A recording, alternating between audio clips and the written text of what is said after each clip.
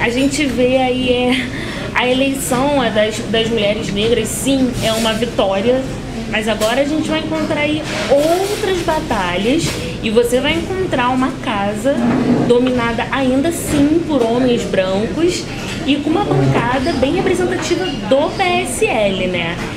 Qual vai ser para você o maior desafio enquanto mulher negra nessa casa em 2019?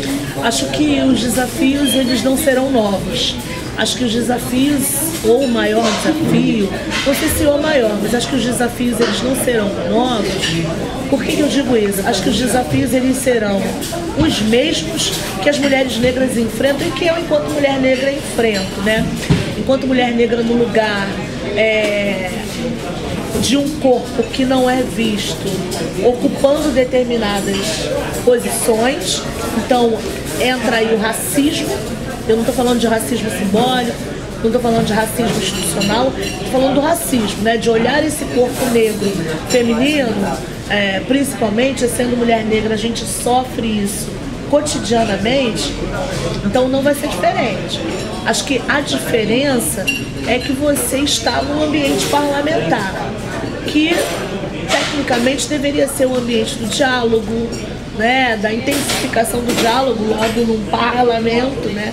A questão da palavra, do diálogo, da troca, ela deve ser muito intensa e a gente encontra um coletivo que já demonstra uma resistência ao diálogo.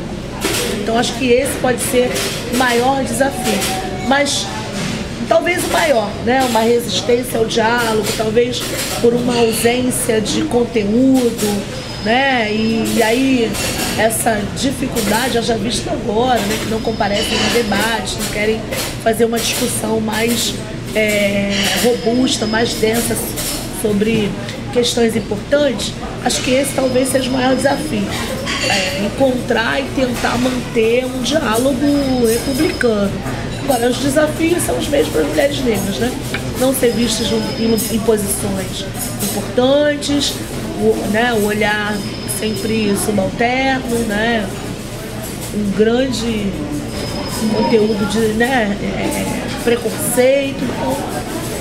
E a gente vê, ao mesmo tempo que teve essa vitória das mulheres pretas, a gente vê um contraponto, porque a gente vê aí o Rodrigo Amorim, aquela pessoa que rasgou, né, a placa da vereadora Marielle, sendo o mais votado no Rio de Janeiro.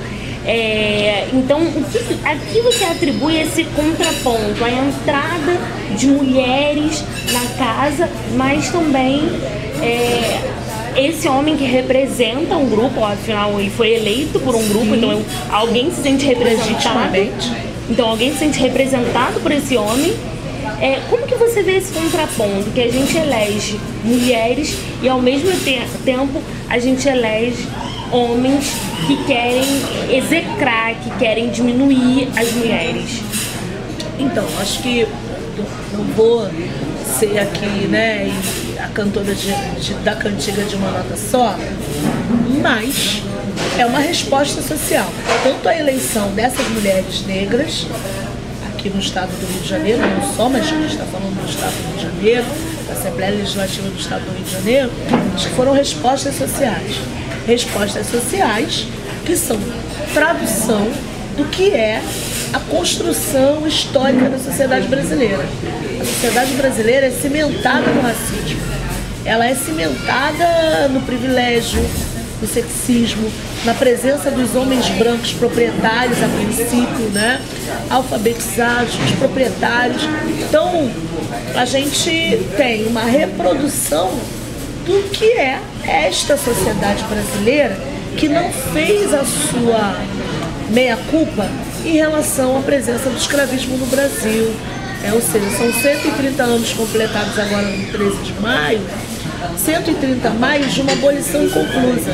Então, essa resposta social, né, da chegada de mulheres negras, de mais mulheres, é uma resposta, sim, à execução da Marielle, mas não só, porque a própria chegada da Marielle já foi uma resposta de um coletivo social que queria a presença dessa figura com esses signos, mulher, negra, da periferia, enfim, todos os signos LGBT, LGBT, enfim.